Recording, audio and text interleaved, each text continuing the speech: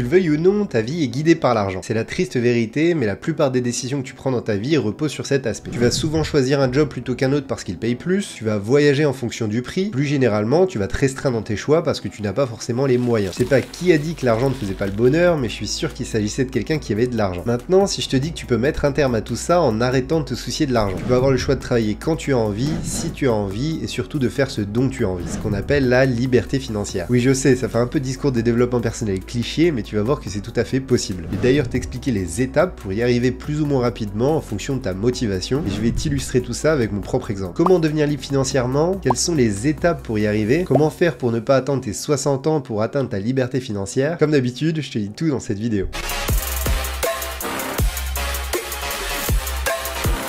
La première étape sur laquelle te concentrer pour avancer vers ta liberté financière, c'est d'avoir un cash flow positif. Ça veut dire que tu dois être en mesure de gagner plus d'argent que tu en dépenses. Tu dois donc avoir plus d'argent qui entre sur ton compte en banque que d'argent qui en sort. Et pour faire en sorte de toujours avoir un cash flow positif, il va falloir que tu suives tes dépenses de manière hyper précise. Personnellement, je suis mes dépenses avec un fichier Excel. Dedans, je peux voir par mois toutes mes dépenses passées et mes dépenses futures sur l'année. Ça me permet tout le temps d'avoir un visuel précis du cash que je devrais gagner sur l'année. Mais si tu veux faire plus simple, tu as plein d'applications gratuites qui peuvent t'aider à suivre tes dépenses facilement. Tu as par exemple l'application Bankin avec laquelle tu vas pouvoir lier ton compte en banque. Tes dépenses seront donc automatiquement importées sur l'application. Tu n'auras donc rien à faire à part jeter un coup d'œil de temps en temps sur l'appli. Non mais attends, je vois pas pourquoi je devrais perdre mon temps à suivre mes dépenses. Pour être sûr d'avoir un cash flow positif, j'ai juste à mettre de l'argent de côté tous les mois. Alors déjà, il est important de noter qu'il ne s'agit pas seulement d'avoir un cash flow positif. Il faut optimiser le cash que tu génères en contrôlant et en diminuant tes dépenses. Ensuite, ça n'est pas parce que tu arrives à épargner tous les mois que ton cash flow est forcément positif sur une année. Il y a énormément de personnes qui oublient d'anticiper les coûts qui ne sont pas forcément réguliers, comme les vacances par exemple. Si tu arrives à épargner 200 € par mois de janvier à juin, mais qu'en juillet tu dépenses 1500 € pour tes vacances, ton cash flow de janvier à juillet sera alors négatif. Tu auras dépensé plus que tu n'auras gagné. Je sais que ça peut paraître idiot dit comme ça, mais il y a énormément de personnes qui oublient d'anticiper ces coûts qui ne sont pas réguliers. Et si tu ne suis pas tes dépenses, tu te retrouves avec très peu d'argent de côté à la fin de l'année sans vraiment comprendre pourquoi. Bref, maintenant que tu as une bonne maîtrise de tes dépenses et que tu arrives à mettre de l'argent de côté, tu vas pouvoir passer à la deuxième étape, avoir un fonds d'urgence. Un fonds d'urgence, c'est tout simplement une épargne de sécurité que tu garderas sur ton livret A par exemple. Cette épargne va te permettre de couvrir des dépenses inattendues et d'éviter de t'endetter pour les couvrir. Par exemple, si tu perds ton job ou que ta voiture a besoin de réparation, tu n'auras pas à t'inquiéter parce que ce fonds d'urgence pourra couvrir ce genre de problème. Pour savoir combien tu as besoin de mettre de côté pour cette épargne de sécurité, il te suffit de compter tes dépenses sur un mois. Une fois que tu as fait ça, tu peux multiplier ce chiffre par 6. Le résultat te donne un montant raisonnable que tu peux garder sur ton fonds d'urgence. Tu auras donc assez de côté pour couvrir jusqu'à 6 mois sans salaire. Une fois que tu as fait ça, tu maîtrises maintenant ton argent et tu es en sécurité avec ton fonds d'urgence. Tu vas pouvoir passer à la troisième étape, investir ton argent pour profiter des intérêts composés. Si tu suis mes vidéos, tu le sais, on en a déjà parlé, les intérêts composés prennent du temps pour que les résultats soient intéressants. Mais ne t'inquiète pas, il ne s'agit que d'une partie de la stratégie pour atteindre ta liberté financière. Je suppose que tu n'as pas envie d'attendre ta retraite pour être enfin libre financièrement, et on va donc essayer de voir comment faire pour aller plus vite. Si tu ne sais pas ce que sont les intérêts composés, il s'agit simplement de toujours réinvestir les gains de tes investissements pour que ces gains génèrent eux-mêmes de nouveaux gains. L'idée est donc de ne pas dépenser les gains de tes investissements, mais de toujours les réinvestir. Sur le long terme, ça va te permettre d'exploser les résultats de tes investissements de manière exponentielle. Ok, j'ai compris ce qu'étaient les intérêts composés, mais comment est-ce que je fais pour investir? Alors pour investir, déjà tu peux t'abonner à ma chaîne pour améliorer tes connaissances. C'est gratuit et ça te permettra d'améliorer ta stratégie au fil du temps. Oui je sais, j'en loupe pas une pour placer ma pub, mais vous êtes encore près de 90% à regarder mes vidéos sans vous abonner. Je tente donc ma chance, on sait jamais. Bon, en plus d'améliorer tes connaissances, il y a deux règles importantes à suivre pour investir. La première va être de diversifier tes investissements pour minimiser tes risques. Si tu économises par exemple 400 € par mois, tu pourrais investir 100 € dans l'immobilier sur Brix, 50 € sur bienprêté.com dans le crowdlending, et enfin tu pourrais mettre les 250 € restants en bourse sur des ETF. Concernant Brix, il s'agit d'une plateforme qui te permet d'investir dans l'immobilier fractionné. Prête de l'argent à des porteurs de projets immobiliers qui te verseront des intérêts en échange. Personnellement, pour le moment, je suis à peu près à 6% de gains par an. Ensuite, concernant bienprêté.com, il s'agit de prêter de l'argent à des entreprises pour les aider à se développer. Tu vas pouvoir gagner plus de 10% par an, mais il s'agit d'un placement plus risqué. Et enfin, concernant les ETF, c'est tout simplement des paquets d'actions. Tu vas par exemple pouvoir investir sur le CAC 40, c'est-à-dire les 40 plus grosses entreprises françaises. Tu n'auras donc pas besoin de connaître quoi que ce soit en bourse pour investir. C'est beaucoup plus simple et moins risqué que d'essayer de choisir toi-même tes propres actions. Pour info, le CAC 40, c'est 8% par an en moyenne sur les 30 dernières années si tu avais réinvesti tes dividendes. Et si tu ne sais pas où et comment investir sur des ETF, tu peux par exemple utiliser l'application Trade Republic. Si tu veux investir par exemple sur le CAC 40, tu as juste à ouvrir l'application, à cliquer sur investir, là tu recherches CAC 40, ensuite tu peux cliquer sur CAC 40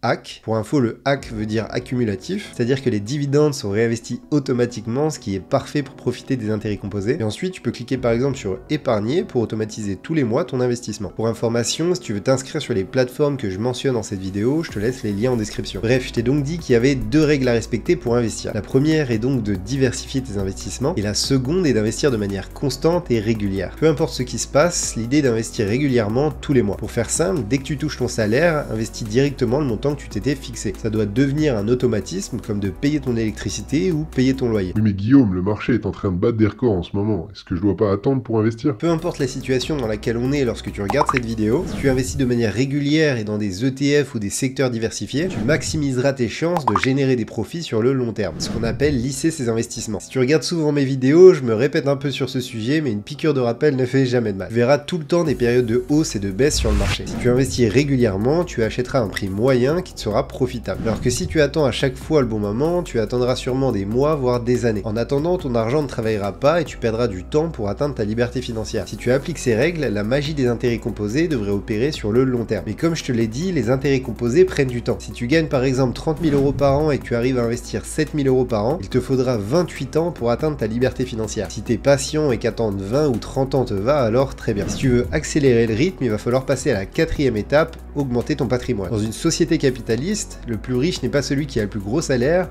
c'est celui qui a le plus de capital. Si tu as déjà entendu parler des intérêts composés, tu as sûrement entendu parler de l'exemple de Warren Buffett. En général, on le prend comme exemple pour te montrer où les intérêts composés peuvent te mener. Warren Buffett est parti de rien et il est aujourd'hui multimilliardaire. Sauf que beaucoup disent que c'est grâce aux intérêts composés qu'il est devenu riche. C'est pas tout à fait vrai. Warren Buffett, à la base, a lancé son fonds d'investissement. Via ce fonds, de plus en plus de personnes s'y sont joints et il touchait alors des commissions qui devenaient de plus en plus importantes. Warren réinvestissait alors la plupart de ses commissions pour profiter des intérêts composés. Et sans ces commissions, il ne serait jamais devenu aussi riche qu'il l'est aujourd'hui. S'il est devenu si riche, c'est bien parce qu'il a lancé son fonds d'investissement dans un premier temps. Et alors, t'es en train de me dire que je dois lancer mon fonds d'investissement? Pas du tout. Si je te dis tout ça, c'est pour t'illustrer la puissance du capital. En lançant ton propre business, tu vas pouvoir créer ton capital de toutes pièces en partant de zéro ou presque. Tu as sûrement des connaissances ou un savoir-faire avec lesquels tu peux créer beaucoup de valeur. Si tu veux atteindre ta liberté financière rapidement, tu peux te lancer dans une aventure entrepreneuriale en parallèle de ton job par exemple. Personnellement, c'est ce que j'ai fait avec YouTube. À côté, j'ai un job en finance qui me consomme déjà une 50aine d'heures par semaine, et puisque je cherche à atteindre cette liberté financière rapidement, j'investis le reste de mon temps libre pour développer mon patrimoine via mon entreprise. Ça me permet en quelque sorte d'utiliser mon hobby pour développer mon capital. Ça demande beaucoup d'efforts, mais l'avantage avec une entreprise, c'est qu'il n'y a pas de limite à son développement, alors qu'avec un job, en général, ton salaire peut augmenter, mais il restera quand même limité. Aujourd'hui, tu as des dizaines de manières de monétiser ta passion et tes connaissances. Sur le site ComeUp par exemple, qui s'appelait avant 5euros.com, tu peux proposer tes services à distance auprès d'autres particuliers. Une autre idée peut être aussi de créer ton blog pour gagner de l'argent avec l'affiliation tout en partageant ta passion. Si tu vas par exemple sur le site Dot Market, tu pourras voir qu'il y a des sites qui se revendent plusieurs centaines de milliers d'euros. Et ces sites ne vendent même pas de produits. Il s'agit ici encore de personnes qui ont créé de la valeur de toutes pièces en partant de zéro. Au passage, je t'ai fait un tutoriel complet, si jamais créer un blog t'intéresse, tu auras le lien qui s'affiche en haut de la vidéo. Bref, il y a des milliers de choses que tu peux faire aujourd'hui avec un ordinateur. La seule chose que ça va te demander, c'est beaucoup de travail et d'efforts. C'est une transition parfaite pour la dernière étape qui est de rester discipliné. Les 4 premières étapes ne servent à rien si tu t'accroches pas sur le long terme. Si tu veux vraiment atteindre ta liberté financière, tu dois appliquer ces 4 étapes en restant toujours discipliné sur plusieurs années. Personne n'est devenu riche en quelques jours, mis à part en jouant au loto. Je compte donc sur toi pour continuer tes efforts jusqu'à ce que tu atteignes ton objectif. Et moi en attendant, je te dis à bientôt pour avancer ensemble vers ta liberté financière.